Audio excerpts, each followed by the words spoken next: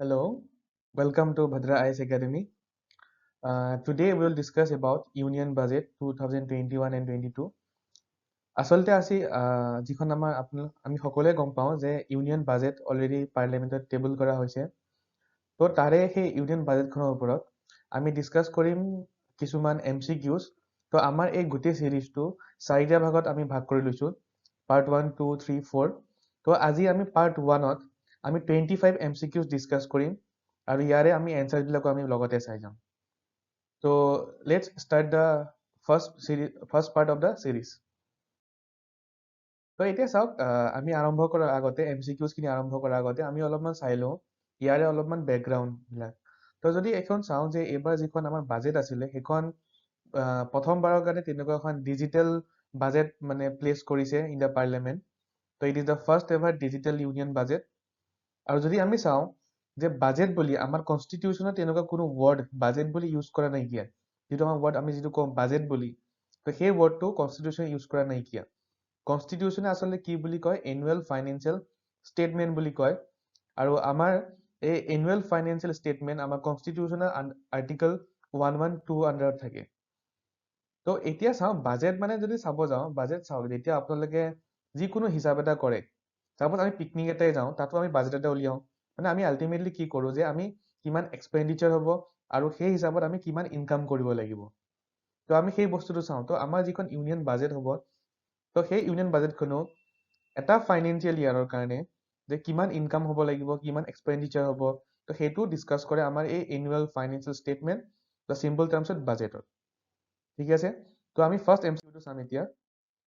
তো ইয়াতে চাওক, union budget mobile app has been launched by the finance minister for hassle free access to of the union of the budget document. তো এই এপটো যিটো union budget mobile app, তো এই এটা বাজেট এপ কেইদিনমানৰ আগত আমাৰ ফাইনেন্স মিনিষ্টাৰে আপোনাৰ লঞ্চ কৰিছিলে।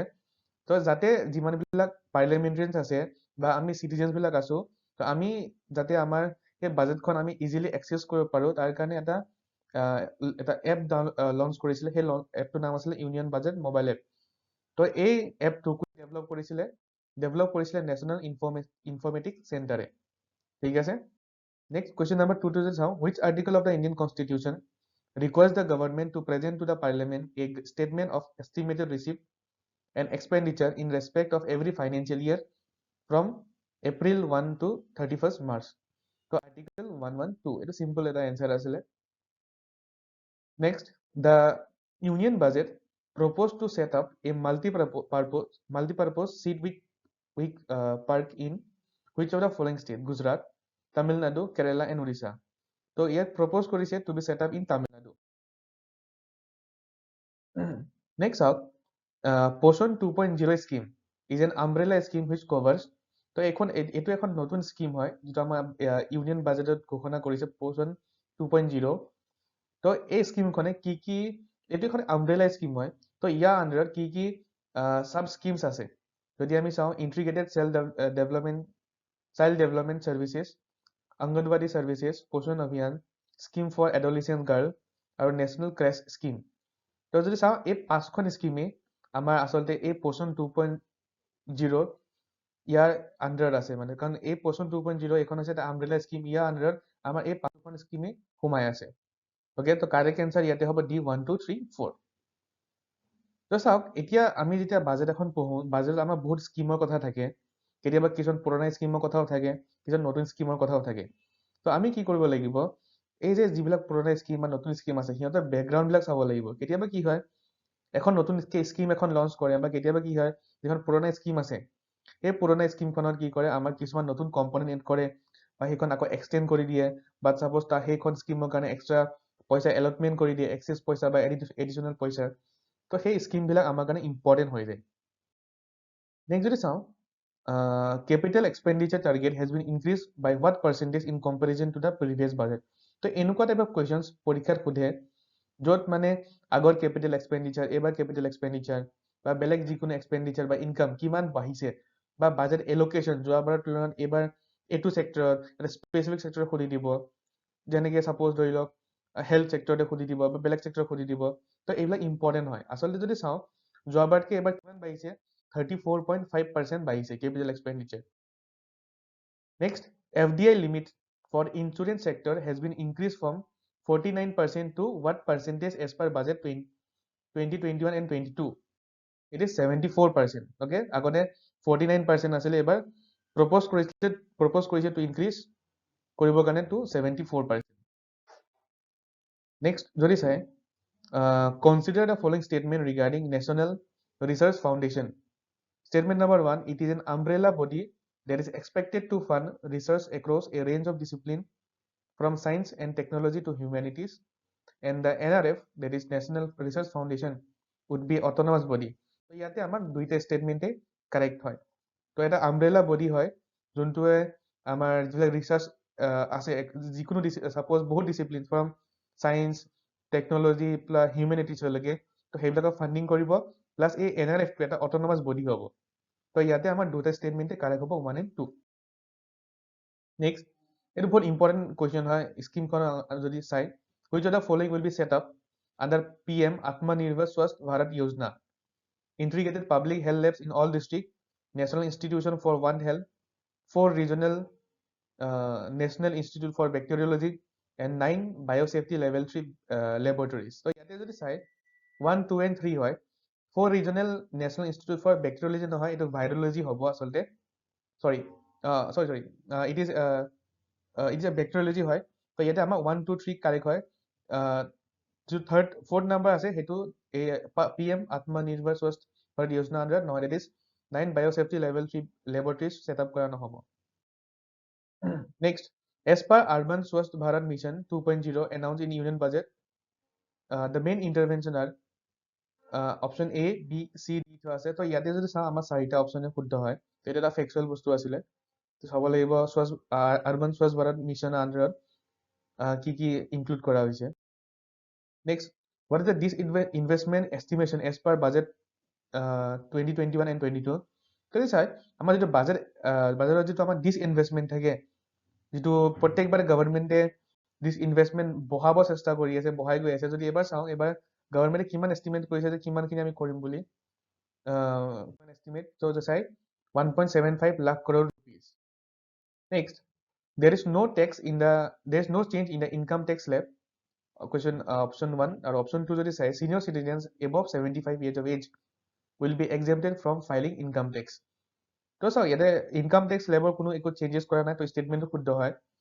বা সেকেন্ড স্টেটমেন্টটো যদি চাই, senior citizens above 75 years of age will be exempted from filing income tax. তো এইটো এটা হেডিং আছে, বা ইয়াতে কৈছে senior citizens। যদি চাই যিবিলাক senior citizens above 75 years হয়, আৰু যদি সেই 75 years 75তকৈ যদি কোনোবা senior citizen আছে যাৰ বয়স 75কে বেছি হয়, যদি এখানে কিবা গভৰ্ণমেণ্ট চাকৰি কৰি আছে বা যদি তোমাৰ আপোনালোকৰ পেঞ্চন পাই আছে, তেতিয়াহ'লে তেখেতসকলে ইনকাম টেক্স ফাইল কৰিব নালাগে। বা যদি কিবা এটা প্ৰাইভেট কোম্পানী সাপোজ CEO হয় বা প্ৰাইভেট কিবা জব কৰি আছে, তেতিয়াহ'লে কিন্তু ইনকাম টেক্স ফাইল কৰিব লাগিব। অ'কে, তো সব senior চিটিজেন্স they are not exempted from filing income tax. তো এটা অনলি স্টেটমেন্ট 1 2 শুদ্ধ হয়। Okay, next question. By what percentage the government has proposed to increase the spending in health sector? তো চাও এতিয়া পেণ্ডেমিকৰ কাৰণে কি হৈছে, তো হেল্থ ছেক্টৰৰ যিটো আছে, হেল্থ ছেক্টৰৰ যিটো স্পেণ্ডিংটো বঢ়াইছে। এইটো অকল ইণ্ডিয়াতে নহয়, যদি আমি ভালকে চাওঁ বেলেগ বেলেগ প্ৰায়বিলাক দেশে নিজৰ যিটো বাজেটত যিটো হেল্থ এক্সপেণ্ডিচাৰ বঢ়াইছে, তো ইণ্ডিয়াও তেনেকে নিজৰ হেল্থ এক্সপেণ্ডিচাৰ বঢ়াইছে। কিমান পাৰ্চেণ্টেজ বঢ়াইছে যোৱাবাৰৰ তুলনাত? It is very large, it is 137% ইণ্ডিয়াই বঢ়াইছে। Next, budget proposal for 21-22 rests on how many pillars? So, আমি ইয়াতে correct answer is 6 pillars. Next question, এইটোৱে হৈছে, which of the following is not a pillar of union budget for 21-22? তো এইটো চাই ABC দি থোৱা আছে। তো education for all, it is not a pillar. It is not included under the 6 pillars of the recently tabled union budget. Next, according to Article 1 and 2 of the Indian Constitution, the union budget of a year is also referred as annual financial statement. Next, what is the outlay of Atmanirbhar Health Yojana? It's a factual question. It is 64,180 crore rupees. Next, what is the outlay of Jal Jeevan Mission to cover houses and to be implemented over 5 years? It is 2.87 lakh crore rupees. What is the fiscal deficit estimation for financial year 21-22 as per the budget 21? It is 6.8%. The fiscal deficit estimation, it is 6.8% as per budget 21. Swachh Bharat Mission 2.0 is launched with an outlay of rupees 1.42 lakh crore rupees. Okay. Next যদি চাই আৰু এটা বস্তু importantly বাজেটখনত দেখা পোৱা গৈছে, it is vehicle scrappage policy. তো ইয়াতে দুটা ষ্টেটমেণ্ট দি থোৱা আছে, age of the vehicle will be 20 years in case of commercial vehicle and age of the vehicle will be 15 years in case of personal vehicle. কিমান দিনৰ পিছত সেইখন vehicle মানে স্ক্ৰেপেজ মানে বন্ধ কৰি দিয়া হ'ব। যদি চাই কমাৰ্চিয়েল ভেহিকেলৰ কাৰণে 15 years আৰু পাৰ্চনেল ভেহিকেলৰ কাৰণে ইট ইজ 20 years. তো ইয়াতে নাম্বাৰকেইটা ভুল দি থোৱা আছে। তো ইয়াতে neither 1 nor 2 correct. Which new body will be introduced to facilitate financing greenfield infrastructure project? It is Development Financial Institution. Next, government has committed rupees 1.97 lakh crore for production linked incentive schemes covering how many sectors? It is 13 sectors. Okay, next is a very important question. How many textile parks to be set up over 3 years under the scheme of mega investment textile parks? It is 7 মানে 7খন তেনেকুৱা mega textile park set up কৰা সিদ্ধান্ত লৈছে। Next, production linked incentive schemes for large scale electronics manufacturing serves the purpose of providing incentives to whom? Its purpose is to provide incentive to the producer. Next, the national monetization pipeline for potential what infrastructure assets will be launched as per the budget 2021-22? It's brownfield. Okay, তো এইখিনি আছিলে আমাৰ আজি পাৰ্টটোৰ first পাৰ্টটোৰ 25টা important বাজেটৰ ওপৰত আহিব পৰা আমাৰ আগন্তুক এপিএছচি বা ইউপিএছচি পৰীক্ষাত আহিব পৰা কিছুমান প্ৰবেবল এমচিকিউজ। তো আমি নেক্সট পাৰ্টটো ডিছকাছ কৰিম next 25 questions regarding the union budget. তো till then take care, thank U.